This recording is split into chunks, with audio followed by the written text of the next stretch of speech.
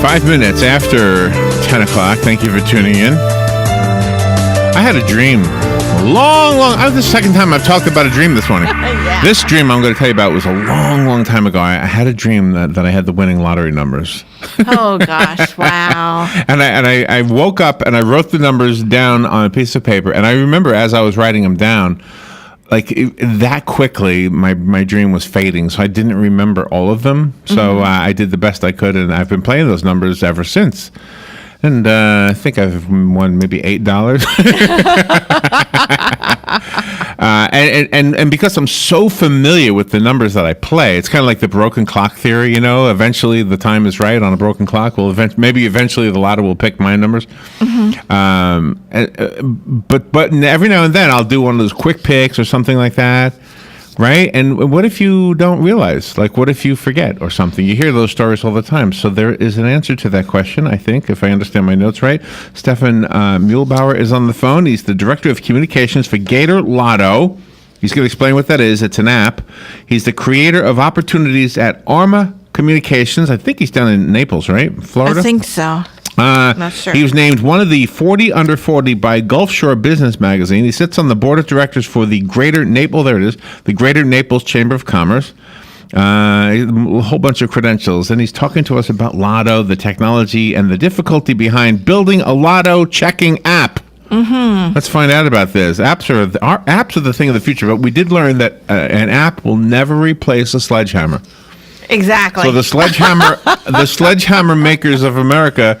Whew, they were, oh my gosh, they were so worried that there was going to be an app that replaced what they do. Stefan, good morning, Stefan. How are you? Hey, good morning. I'm good. How are you? Good. Where are you, in Naples? We're in normally sunny Naples, but today it's a little frosty down here too.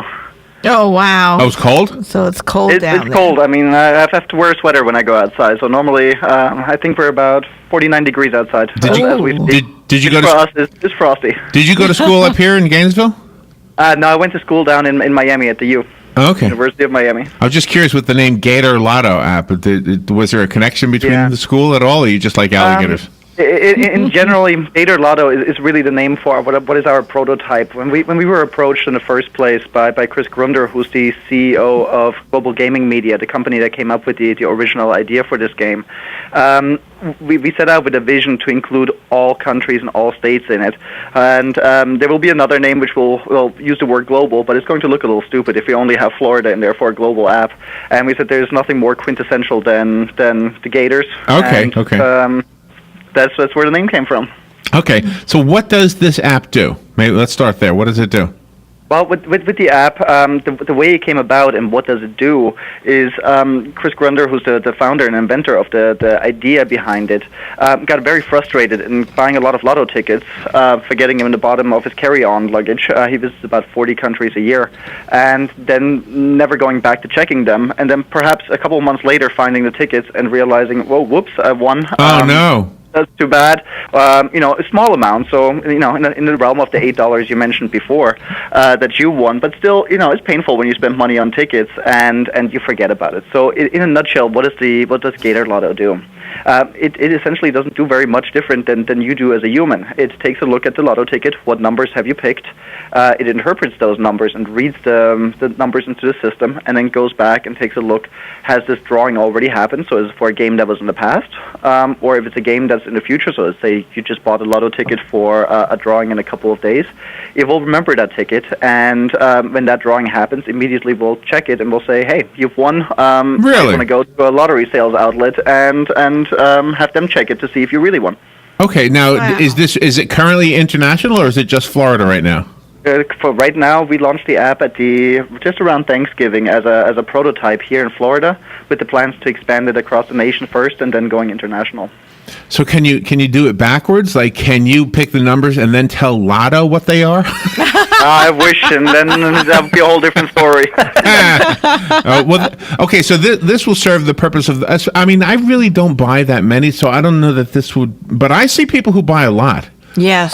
You for see them sure. all the time, and whenever I fill up my car, I see people coming out, especially in some of those frenzy weeks where we have where the Powerball or the Mega Millions reaches astronomical heights. Oh, and yeah. you see people, and I didn't buy that many Lotto tickets before we were tasked with developing this app for global gaming media myself. But I have to say, we did become quite a bit of Lotto aficionados because, of course, during the course of the testing, we had to keep buying tickets to scan and to test out to see if the optical recognition worked. So It was interesting. So how does the app know what numbers were picked? Is there a website it connects to or something?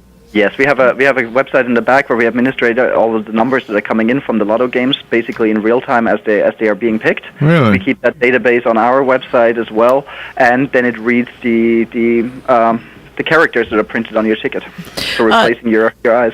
When you developed this app, did you have to get it approved by the Florida Lottery itself? Well, in and of itself, there's nothing that we do that would go against the terms of service from Florida Lotto. Essentially, the app is just replacing the eyes, and we do realize that the one thing that we are obviously not, we're not affiliated with Florida Lotto, and in this day and age of lawsuits, we're also quote unquote for entertainment only, because we don't want to have the risk of Right. essentially somebody saying, hey, I won $1 billion, your app told me I didn't win, but I did win, come back to us. So we're essentially just replacing the human function of manually reading a ticket and checking it. All right, if like some people do this, and I've done this, I buy gifts. I'm sorry, I buy Lotto tickets as gifts, and then give them in the Christmas card or whatever. Could I know? Let's say I gave to all my family, and I got 20 people in my family. Now everybody got a ticket. Can I have that on my app, and then I can call up my nephew or something and say, hey, did you know that your ticket that I gave you won? I mean, would it keep track of tickets that I don't really own? Absolutely. As long as you hold them in your hand at one point and you have time to snap a picture of them, you can keep track. Of course, you would have to keep track of saying, okay, I gave this one to Jimmy and that one to Susie and so on and so forth, right. For yourself to call them. But you definitely, as long as you have the tickets in your hand for long enough of a time to take a picture of it, you can remember them and then, of course, call up and hopefully they will share a little bit of their winnings with you. What made you decide to go into this entrepreneurial venture when you're so good at being in the financial arena? Yes, the idea came, and myself, I'm the CEO of Arma Communications. We're the programming company that developed the app together with Global Gaming Media and their parent company, WorkPlan Holding. So what started out for us, this was just quote-unquote another customer that was looking to develop an app, which is the Arma Communications. Our main focus is helping companies develop websites, e-commerce ventures, and so on and so forth, and mobile apps is a big part of it. And when we were introduced to Christopher Grunder in 2015, pardon me, in the summer, we immediately sat together and brainstormed how can we do this from a technological basis. But as we started into any project, one of the big areas that we focus a lot of time on, particularly since my background is in finance, is we want to make sure that we only build mobile apps for clients that also make financial sense to them in one way, or that there's an actual need. So we always start with a big degree of market research. And what we found in this one is that even though there are some other apps out there that offer somewhat of the same features, none of them work reliable, none of them work quickly, and none of them really had the ability to being scaled up to become something global. But what really hit home for us during the market research is that there was a study in 2013 that found that in just 2013 alone across America, there were $300 million in Lotto winnings that were never collected. Holy cow. For whatever reason that may be, that's a lot of money. And just in Florida, I believe it was over the last 12 years or 13 years, we're somewhere in the neighborhood of $200 million. So this is hard-earned money being spent on Lotto tickets. And you may win for whatever reason. You don't check your ticket, you forget about it, you lose it, or you just do a manual error in it, and all of a sudden you don't know that you've won, and you know your hopes and dreams that you've been buying tickets for might be, laying in some drawer somewhere. So if you buy this ticket and then you snap a picture of it on your phone with the app, and then your ticket wins, but then you lose the hard ticket, does the Florida Lottery honor that picture? No, unfortunately not. They need the real proof. I'm pretty sure if you have at least some record with the codes that are on the bottom, they may or may not work with you. But that's something to be left to answer for the Florida Lotto. Oh, really? If you don't mind, Stefan, after the break, I'd like to ask you about some of the other apps you've made, because I have some questions about investments, not specifically specific investments, but about just the whole science behind investing. Absolutely. Can you hang on? All right, we'll take a little break and be right back. Stefan Muehlbauer, am I saying your name right, Stefan? You're saying it perfectly. I appreciate that. And we'll be right back with Stefan after the break. This is The Source, WOCA Ocala.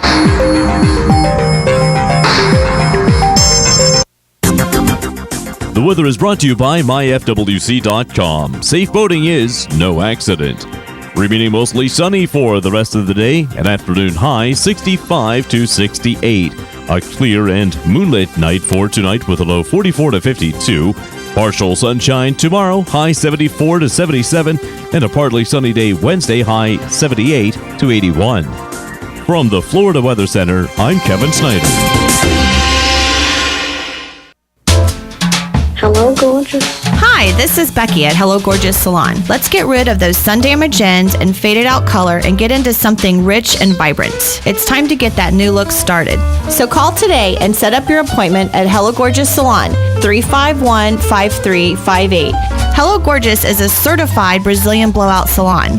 We can tame those locks, leaving your hair healthy and shiny with a Brazilian smoothing treatment. And whether you're going on a job interview or out on a date, your hands do a lot of talking. Manicures are a must. Hello Gorgeous is a full-service salon, so let us help you make a great first impression. Call us today to set your appointment at Hello Gorgeous.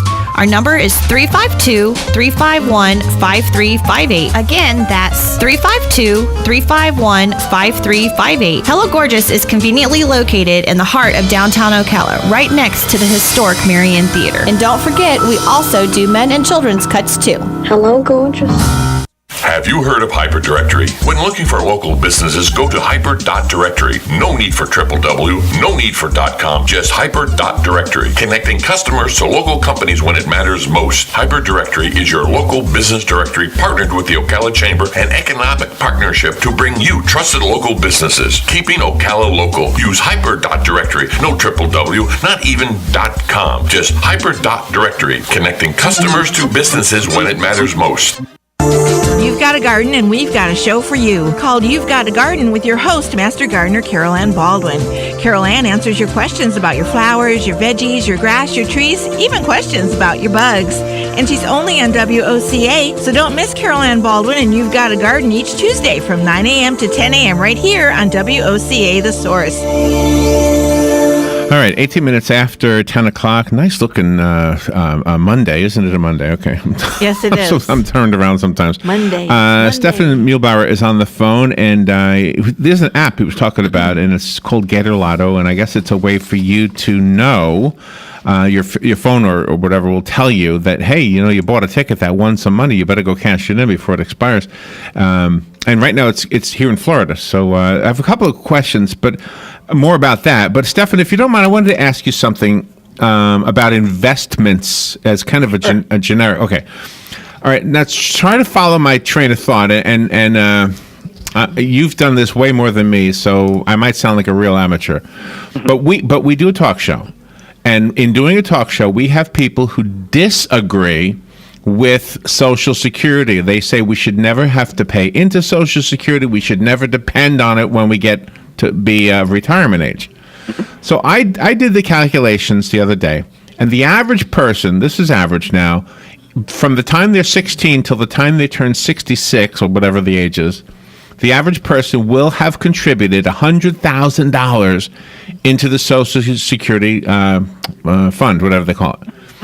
If you had compounding interest from the day you first put when you were 16 years old, your first paycheck, right? Mm-hmm. Which was, I think, $130 a paycheck or something like that. Okay. It works out to between yours and your employer's contribution. Mm-hmm. But still, it's a contribution on your behalf.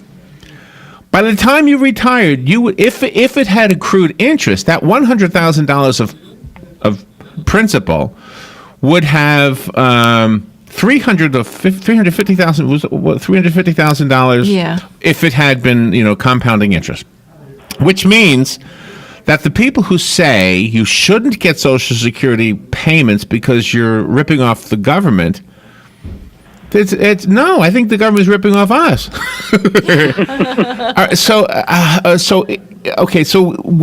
With your investment experience, let's say the government decided, okay, we're done with Social Security, and I wanted to tell young people, here's how to invest. And this is where I'm going with my question. Is there a way, like with technology, to set, because I don't know, I mean, I do a radio show, I don't pay attention to the marketplace. So would there be an app that literally could show me how to invest? Well, people have been trying that for a long time. I remember in the tech bubble, there were a couple of systems that were coming out that essentially said, okay, let's take a look at X number of stocks and how they're performing, and if there's certain patterns in their trading, we'll tell you if it's a buy or if it's a sell. But in general, it's still to a point where it's rather unpredictable. So when you take a look at investing in general, there's always a talk about having an efficient market or an inefficient market. So in an efficient market, everybody gets the same information at the same time, interprets them at the same time, invests in the same time, versus what we really have is an inefficient market where the news comes out, some people might read them earlier, some people might read them later. In theory, it's all following the legal parameters of public disclosure. But, you might interpret it as something good, I might interpret it as something negative. Okay. And that's why you have these volatilities in the markets where we say stock rise because there's more buyers than sellers, and they fall because there's more sellers than buyers at a certain time.